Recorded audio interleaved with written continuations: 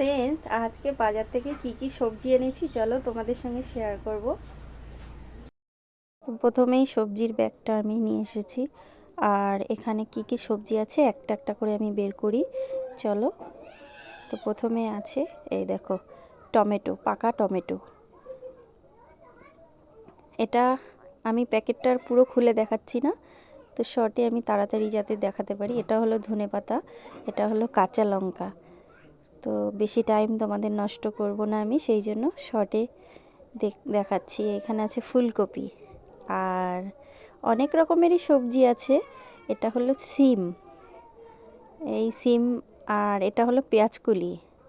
এই যে দেখো, সব এক এক করে নামিয়ে নিচ্ছি। এটা হলো পেঁপে, পেঁপে কাঁচা খাওয়া ভালো। আর এটা হচ্ছে বেগুন, এটা হলো পাকা কুমড়ো, এটা হলো গাজর।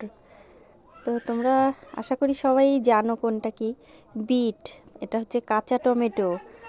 সব রকমের সবজি এনেছে। আর এটা হলো পেঁয়াজ। তো অনেক রকমের সবজি। আর এখানে আছে মটরশুঁটি, এটা হলো আলু। এই যে মটরশুঁটিটা দেখায়, দানাগুলো অনেক বড় বড় হবে, মোটা মোটা মটরশুঁটি। আর এই যে দেখো কত ধরনের সবজি এনেছে। এটা হলো পাকা কুমড়ো, আর এটা হলো হেলেঞ্চা শাক। হেলেঞ্চা শাক মাছ দিয়ে রান্না করলে খুব ভালো লাগে।